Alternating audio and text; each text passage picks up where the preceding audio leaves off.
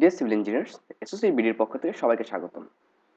একে একে আমরা বিম, কলাম, স্ল্যাব, ফাউন্ডেশন একটা স্ট্রাকচারে অলমোস্ট সবকিছু ডিজাইন করে ফেলেছি। সো আমাদের যেটা বাকি আছে সেটা হচ্ছে স্টেয়ার। সো আপনারা জানেন যে স্টেয়ার ডিজাইনটা একটু জটিল এবং সহজ। সো জটিল কি জন্য বললাম, কারণ এক একটা বিল্ডিং এ এক এক ফর্মের স্টেয়ার চলে আসে এবং ডিজাইন করাটা তুলনামূলক সহজ। অন্য স্ল্যাব যে ডিজাইন করতে পারে তার কাছে অনেকটা সহজ হয়ে যায় স্ল্যাব স্টেয়ার ডিজাইন করা। এর ডিজাইন প্রসিডিওর এক, এবং আমাদের বিএনবিসি 2020ও বলে যে আমরা beam, I mean simply supported beam or আমাদের যে স্টেয়ার অন স্ল্যাব আছে, এই স্ল্যাবের ডিজাইন অনুযায়ী আমাদের স্টেয়ার ডিজাইন করতে হবে। এবং স্টেয়ার ডিজাইনের ক্ষেত্রে কিছু গুরুত্বপূর্ণ বিষয় চলে আসে, সাপোর্টের উপর ডিপেন্ড করে। স্টেয়ারের সাপোর্টের উপর ডিপেন্ড করে ওর যে ইফেক্টিভ লেন্থ, মানে আমরা যে লেন্থটা ধরে ডিজাইন করব সেই লেন্থটা কত হবে সেইটা বের করাটাই সবচেয়ে বেশি গুরুত্বপূর্ণ। ওকে, তো চলুন শুরু করা যাক। তো শুরু করার আগে সবার কাছে একটা রিকোয়েস্ট, যদি আপনারা আমাদের চ্যানেল নতুন হয়ে থাকেন তাহলে অবশ্যই আমাদের চ্যানেলটাকে সাবস্ক্রাইব করুন এবং পাশে থাকা বেল আইকনটা ক্লিক করুন, এবং ভিডিওতে লাইক দিতে অবশ্যই ভুলবেন না বা কমেন্টস করতে ভুলবেন না, কারণ একটা লাইক দেখলে বা একটা কমেন্টস দেখলে আমরা বুঝতে পারি যে বা মনে হয় যে আমি এই কয়েকজন মানুষকে হেল্প করতে পেরেছি ভিডিওটির দ্বারা। সো আমি এক এক করে এই যে 6টা কেস দেখতে পাচ্ছেন, টোটাল 7টা কেস। আমার মনে হয় না যে ডগলেগ স্টেয়ারের, আমি অন্য অন্য স্টেয়ারের টাইপ নিয়ে আলোচনা করব পরবর্তী কোনো ভিডিওতে। সো আমাদের যে ডগলেগ স্টেয়ার আছে, তো এই যে এই টাইপের স্টেয়ারে সাধারণত এই 7টা ফর্ম হয়। ওকে, আমাদের কাজের ধরন, আমাদের জায়গার উপর ডিপেন্ড করে এই 7টা ধরনের হয়। এই যে 7টা ধরন দেখতে পাচ্ছেন, এই 7টা ধরনের 7টা ধরনকে আমরা 6 ভাবে ডিজাইন করতে পারি। ওকে, এই 7 ধরনের কাজকে আমরা 6 ভাবে করতে পারি। তো এখন কথা হচ্ছে যে এই কাজগুলো আমরা কিভাবে করব।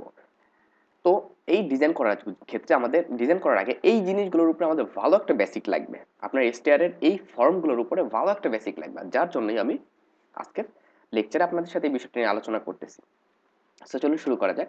প্রথমে আমি দেখবো আমাদের এই যে কেসটা আছে, এই কেসটার উপরে। এখানে দেখতে পাচ্ছেন আসলে এইটা হচ্ছে আমাদের দেশে ম্যাক্সিমাম ইউজড স্টেয়ার। কি জন্য ম্যাক্সিমাম ইউজ? আপনি যদি ইটাবস মডেল করেন এবং আপনার স্টেয়ারটা যদি 4টা কলামের মাঝে থাকে, তখন আমরা যেটা করি যে আমাদের নিচের যে স্ল্যাবটা থাকে ওইটা এই 3 দিকে, এই যে আমার ল্যান্ডিংটা, সরি, এই ল্যান্ডিংটা 3 দিকে বিম দ্বারা আবদ্ধ থাকে, টপ এবং বটম দুই ক্ষেত্রেই। বাট আমাদের যে স্ট্রেঞ্জার বিম, মানে মিডলের যে বিমটা থাকে মিডল ল্যান্ডিং এর, সেইটাই কিন্তু আমরা একটা বিম প্রোভাইড করি এখানে, তাই কিনা? সো এইরকম ফর্ম যদি হয় সেই ক্ষেত্রে আমাদের ইফেক্টিভ লেন্থ হবে, এই যে বিম আছে এই বিমের সেন্টার থেকে শুরু করে এই যে আমাদের এই পাশে যে ফর্মটা আছে, এই ফর্মের এই যে ল্যান্ডিংটা আছে এই ল্যান্ডিং এর অর্ধেক পর্যন্ত ডিসটেন্স, এই যে টোটাল ডিসটেন্সটা হবে এটাই হবে আমাদের ইফেক্টিভ লেন্থ। এই লেন্থ ধরে আমরা আমাদের স্ট্রাকচার ডিজাইন করবো। তার মানে আমাদের যে সাপোর্টটা আসবে, আমরা সেই সাপোর্টটা কনসিডার করবো এই মিডল পয়েন্ট বরাবর। বিষয়টা ক্লিয়ার? তো এই যে সাইডের সাপোর্টটা আছে, এই সাইডের যে বিমটা আছে এই বিমের জন্য এরকম হয়, এবং এইরকম অ্যারেঞ্জমেন্টের জন্য আমাদের স্ল্যাবের যে, আই মিন আমাদের ওয়েস্ট স্ল্যাব যেটা আছে সেটার যে থিকনেস সেটা অনেক কমে যায় আসলে। তো একটা বিষয় বা ইকোনমিক্যাল হয় আমাদের স্টেয়ারটা, একটা বিষয়। দ্বিতীয় বিষয় যেটা আসে, এই আর একটা কেস, এই কেসে দেখতে পাচ্ছেন যে আমাদের আমাদের যে সাইডে কোনো সাপোর্ট থাকে না, বাট একবার স্টেয়ারের ইন্ড অ্যান্ড স্টার্টিং এ, আই মিন এই যে স্টার্টিং ল্যান্ডিং বটমের এবং টপের এবং মিড ল্যান্ডিং এইখানে বিম দ্বারা সাপোর্টেড থাকে। তো সেই ক্ষেত্রে আমরা যেটা করি সেটা হচ্ছে এই টাইপের একটা স্ল্যাব হয় এবং এই টাইপের স্টেয়ার হয়, এবং এখানে হচ্ছে আমরা ডিসটেন্সটাই মিডল পয়েন্ট থেকে শুরু করে এই পাশে মিডল পয়েন্ট পর্যন্ত নিব অ্যাজ পার বিএনবিসি রিকোয়ারমেন্ট। এরপর আরেকটা কন্ডিশন আছে, যার এই পাশেও আসলে আমি এইখানে বিম কি জন্য দিয়েছি এইখানে, কারণ এই যে যেটা দেখতে পাচ্ছি, আবার এমন কিছু স্ল্যাব থাকে যে এইখানেও তিন তিন সাইডে সাপোর্টেড থাকে এবং মিড ল্যান্ডিং ও 3 সাইডে সাপোর্টেড থাকে, এইখানেও তিন তিন সাইডে সাপোর্টেড থাকে, এইখানেও 3 সাইডে সাপোর্টেড থাকে। আমি এরকম অনেক দেখেছি যে এইখানে যে কলামটা আছে বা এই বিমের এখান থেকে একটা এরকম ক্যান্টিলিভার ছোট্ট একটা বিম এই ল্যান্ডিং পর্যন্ত দিয়ে দেওয়া হয়, এই যে এই পর্যন্ত। এরকম স্ট্রাকচার দেখেছি। এটা কি জন্য দেয়? এই জন্য দেয় যে আমাদের এই যে স্ল্যাবটা আছে এখানে হালকা একটু অ্যারেঞ্জমেন্টের জন্য আমাদের স্ল্যাবটা, আই মিন উইস্ট স্ল্যাব যেটা বা ল্যান্ডিং স্ল্যাব, এটা অনেক ইকোনমিক্যাল হয়ে যায়, একটা রিজন। তো এইখানে এই যে দুইটা কেস দেখতে পাচ্ছেন, এরকম যদি এই পাশে না থাকে তাতেও যেই রকম ডিজাইন হবে, এইখানে যদি আমরা বিম দেই সেক্ষেত্রেও একই টাইপের ডিজাইন হবে। ওকে, এই হচ্ছে বিষয়। তো আমরা এখানে একটা বিষয় কাজ করতে পারি যে অনেকে চাইলে এইখানে যদি আপনি বিম না দিয়ে, এই পাশটায় বিম না দিয়ে, এই যে মিড ল্যান্ডিং এ এই পাশে বিম না দিয়ে আপনি এইখান থেকে ক্যান্টিলিভার দুইটা বিম পাস করে দিতে পারেন আপনার এই স্টেয়ারের সাথে। এক কাজে দুই কাজ হয়ে যাবে এবং আমাদের স্টেয়ারের যে থিকনেস সেটা অনেক কমে যাবে। তো এই হচ্ছে একটা বিষয়। এই ক্ষেত্রে হচ্ছে আমরা মিড টু মিড এই ল্যান্ডিং এর এবং এই ল্যান্ডিং এর মিড টু মিড ডিসটেন্স ধরে আমরা ইফেক্টিভ প্লেন বের করি। এবং আরেকটা কন্ডিশন আছে টোটালি ক্যান্টিলিভার টাইপের, শুধু এই পাশে বটম এবং টপেই সাপোর্ট থাকে। আমি ফেসবুকে, আসলে আমরা বাংলাদেশিরা তো অনেক সমালোচনা প্রবণ একটা জাতি, এটা কেউ মাইন্ডে নেবেন না, বাট এটাই সত্যি। আমি আমি একটা ইউটিউবে একটা ভিডিও দেখলে তার নিচে যে কমেন্টস পড়ে দেখি যে আসলে এখানে কে কি মানে কন্ট্রোভার্সিয়াল জিনিস তৈরি করতেছে আসলে। একইভাবে ফেসবুকেও এইরকম একটা দিয়ে একজন সিভিল ইঞ্জিনিয়ার সে এই টাইপের একটা স্টেয়ার দিয়ে যে এইখানে সাপোর্টেড বাট এইখানে ফ্রি, এই পাশটা ফ্রি, এরকম স্টেয়ার দিয়ে এটা নিয়ে খুব হাসি তামাশা করতেছে। তো আমার মনে হয় না তার ভিতর যে স্ট্রাকচারাল কোনো নলেজ আছে আসলে, সে কিভাবে সিভিল ইঞ্জিনিয়ার হয়েছে আই ডোন্ট নো অ্যাকচুয়ালি। এই টাইপের যখন আমাদের স্টেয়ার আসে সেই ক্ষেত্রে আমরা এই যে আমাদের সাপোর্ট পয়েন্ট, এই পয়েন্টটা এইখান থেকে শুরু করে এই পর্যন্ত, এইটার মিডল পর্যন্ত হচ্ছে আমাদের ইফেক্টিভ লেন্থ আসে। এবং সবচেয়ে মজার বিষয় হচ্ছে যে এই টাইপের স্ট্রাকচার ডিজাইন করলে আমাদের যে এই টাইপের স্ট্রাকচার ডিজাইন করলে যেটা হয় সেটা হচ্ছে আমাদের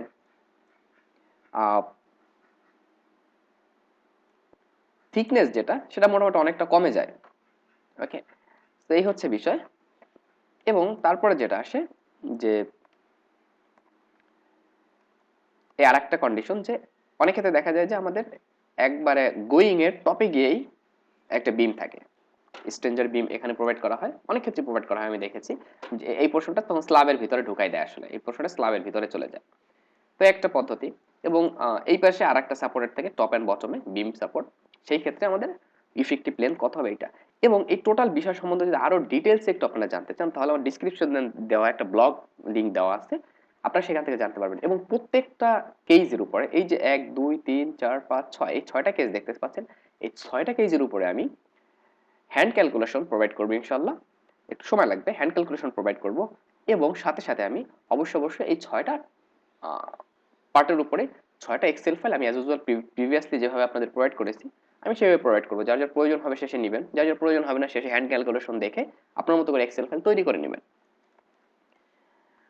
তো এরপর আমাদের ফাইনাল যেটা আসে সেটা হচ্ছে যে আমাদের এইখানে টপে এবং বটমে এখানে কোনো প্রকার থাকে না, মানে সাপোর্ট থাকে না, শুধু সাইড সাপোর্ট থাকে এইখানে এবং এইখানে, এবং এইখানে একটা স্টেয়ার থাকে, সরি এখানে একটা বিম থাকে। এরকম সিচুয়েশনে অ্যাজ ইউজুয়াল বিমের মিডল পয়েন্ট থেকে শুরু করে এই যে ল্যান্ডিং আছে ল্যান্ডিং এর মিডল পয়েন্ট পর্যন্ত ডিসটেন্স, তো এই হচ্ছে আমাদের বিষয়। এবং এই লেন্থগুলো কিভাবে ক্যালকুলেশন করবে ইফেক্টিভ লেন্থ এটা সম্পর্কে ডিটেলসে জানতে হলে আমাদের ডিসক্রিপশনে দেওয়া লিঙ্ক থেকে লিস্ট চলে যান। এবং ডিসক্রিপশনে দেওয়া যে প্লে লিস্ট আছে এসটিআর ডিজাইন রিলেটেড, তো সেখানে আপনারা এই ভিডিওগুলো সব পেয়ে যাবেন। আই হোপ আপডেট থাকবেন, সাবস্ক্রাইব করে সাথে থাকবেন এবং অবশ্যই অনেক ভালোবাসবেন, সাপোর্ট করবেন যাতে করে আমরা সুন্দর একটা কমিউনিটি তৈরি করতে পারি। এবং আপনাদের কাছে অনেক একটা রিকোয়েস্ট যে আমি একটা ইউটিউব চ্যানেল, তার একটা ভিডিও দেখে একজন এসে আমাকে কমেন্টস করছে, ভাই আপনি তো এটা ভুল করছেন। ওকে, আমাকে ডিরেক্টলি বলে ফেলছে, ভাই আপনি তো এটা ভুল করছেন, তো আমি তো ওই ভাই দেখছি এরকম করে করছে। এরপরে আমি যেটা করলাম যে আমি তাকে মেইল করছি, যে মেইল করছি বলতে হচ্ছে যার চ্যানেলের নাম বলছে আমি সেই চ্যানেলের ভাইকে মেইল করছি। মেইল করে আমি যেটা করেছি আসলে সেখানে যে আমি তাকে মেইল করে বলেছি যে ভাই আমি এই চ্যানেল থেকে বলতেছিলাম, তো সে মেইলের রিপ্লাইটা এইভাবে দিয়েছিল যে ভাই আপনি আমাকে মেইল করবেন আমি ভাবতেও পারিনি। এই টাইপের একটা রিপ্লাই দিয়েছিল। কারণ এখানে মজার বিষয় হচ্ছে আমার স্কুল অফ সিভিল ইঞ্জিনিয়ারিং চ্যানেলটা অনেক পুরনো ইংলিশ কন্টেন্ট। সো সে ওই চ্যানেল থেকে অনেক ভিডিও